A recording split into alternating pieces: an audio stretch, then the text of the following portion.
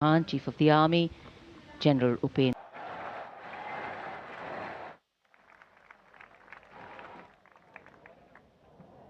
आजादी का ये महापर्व 140 करोड़ संकल्पों का पर्व है।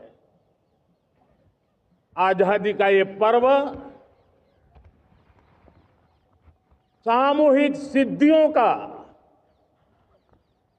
गौरव का पल है। हर हृदय उमंग से भरा हुआ है। देश एकता की भावना को निरंतर मजबूती दे रहा है। 140 करोड़ देशवासी आज तिरंगे के रंग में रंगे हैं। हर घर तिरंगा, भारत के हर कोने से, चाहे रेगिस्तान हो या हिमालय की चोटियां, समंदर के तट हो या घनी आबादी वाले क्षेत्र, हर तरफ से एक ही गुंज है, एक ही जयकारा है। हमारी प्राण से भी प्यारी मातृभूमि का जयगान है।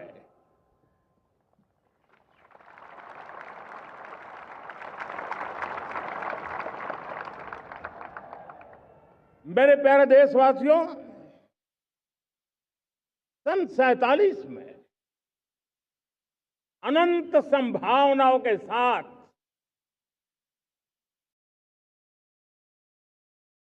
कोटि कोटि भुजाओं के सामर्थ्य के साथ हमारा देश आजाद हुआ। देश की आकांक्षाएं उड़ाने भर रही थी, लेकिन चुनौतियां उससे भी कुछ ज्यादा थी। पूज्य बापू के सिद्धांतों पर चलते हुए संविधान सभा के सदस्यों ने एक बहुत ही महत्वपूर्ण दायित्व निभाया। भारत का संविधान गत 75 वर्ष से एक प्रकाश स्तंभ बन करके हमें मार्ग दिखाता रहा है। भारत के संविधान निर्माता अनेक विद महापुरुष डॉक्टर राजेंद्र प्रसाद, बाबा साहब आंबेडकर, पंडित नेहरू, सरदार वल्लभ भाई पटेल, डॉक्टर सर्वपल्ली राधाकृष्णन जी, इतना ही नहीं, हमारी नारी शक्ति का भी योगदान कम नहीं था। हंसा मेहता जी, दाक्षायणी, वेलायुधन जैसी विदुषियों ने भी भारत के संविधान को सशक्त करने में अपनी भूमिका निभाई थी। आज लाल किले की प्राचीर से देश का मार्गदर्शन करने वाले, देश को दिशा देने वाला संविधान के निर्माताओं को आदरपूर्वक नमन करता हूं।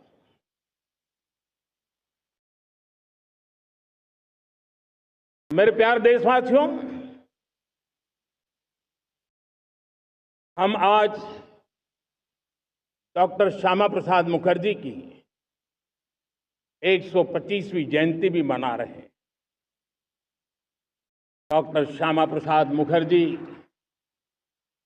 भारत के संविधान के लिए बलिदान देने वाले देश के पहले महापुरुष थे। संविधान के लिए बलिदान, धारा 370 की दीवार गिराकर एक देश एक संविधान के मंत्र को जब हमने साकार किया तो हमने डॉक्टर श्यामा प्रसाद मुखर्जी को सच्ची श्रद्धांजलि दी। लाल किले पर आज कई विशेष महानुभाव उपस्थित हैं। दूर सुदूर गांव के पंचायतों के सदस्य हैं, ड्रोन दीदी के प्रतिनिधि हैं, लखपति दीदी की प्रतिनिधि हैं, खेल जगत से जुड़े लोग हैं, राष्ट्र जीवन में कुछ न कुछ देने वाले यहां महानुभाव उपस्थित हैं। एक प्रकार से यहां मेरी आंखों के सामने मैं लघु भारत के दर्शन कर रहा हूं और टेक्नोलॉजी के माध्यम से विशाल भारत के साथ भी आज लाल किला जुड़ा हुआ है।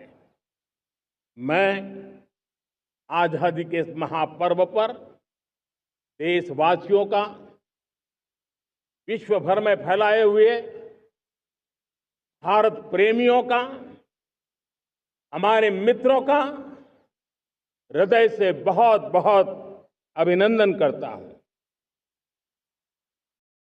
साथियों, प्रकृति हम सब की परीक्षा ले रही है। पिछले कुछ दिनों में प्राकृतिक आपदाएं, भूस्खलन, बादलों का फटना, न जाने कितनी कितनी आपदाएं हम झेल रहे हैं। पीड़ितों के साथ हमारी संवेदना है। राज्य सरकारें और केंद्र सरकार मिलकर के बचाव के काम, राहत के काम, पुनर्वसन के काम में पूरी शक्ति से जुटे हुए हैं। साथियों, आज 15 अगस्त का एक विशेष महत्व भी मैं देख रहा। मुझे बहुत गर्व हो रहा है। आज मुझे लाल किले की प्राचीर से ऑपरेशन सिंदूर के वीर जाबाजों को सैल्यूट करने का अवसर मिला है।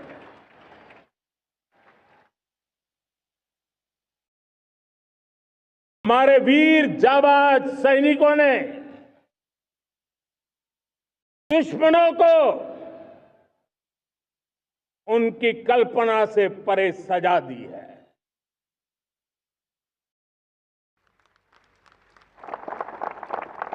और इस अपील को पहलगाम में सीमा पार से आतंकियों ने आकर के इस प्रकार का कत्ले आम किया, धर्म पूछ करके लोगों को मारा गया। पति के सामने पति को गोलियां दी, बच्चों के सामने अपने पिता को मौत के घाट उतार दिया गया। पूरा हिंदुस्तान आक्रोश से भरा हुआ था। पूरा विश्व भी इस प्रकार से संहार से चौंक गया था। मेरे प्यारे देशवासियों, ऑपरेशन सिंदूर उसी आक्रोश की अभिव्यक्ति है।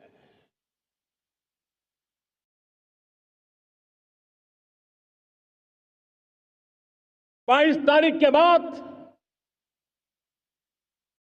हमने हमारे सेना को खुली छूट दे दी। रणनीति वो तय करे, लक्ष्य वो तय करे, समय भी वो चुने और हमारी सेना ने वो करके दिखाया जो कई दशकों तक कभी हुआ नहीं था। सैकड़ों किलोमीटर दुश्मन की धरती पर घुस करके आतंकी हेडक्वार्टर्स को मिट्टी में मिला दिया,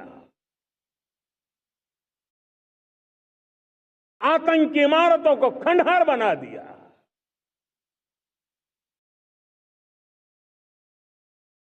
पाकिस्तान की नींद अभी भी उड़ी हुई है।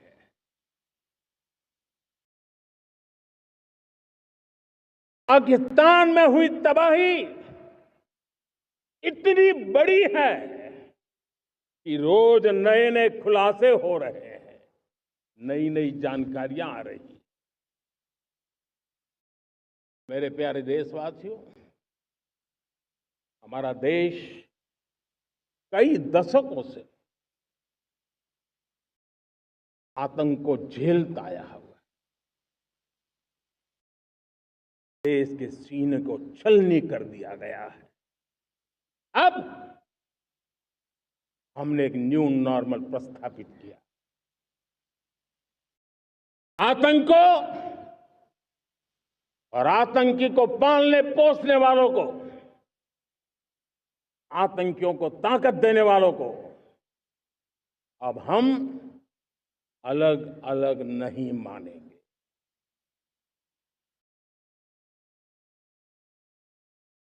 वो मानवता के समान दुश्मन है, उनके बीच कोई फर्क नहीं है।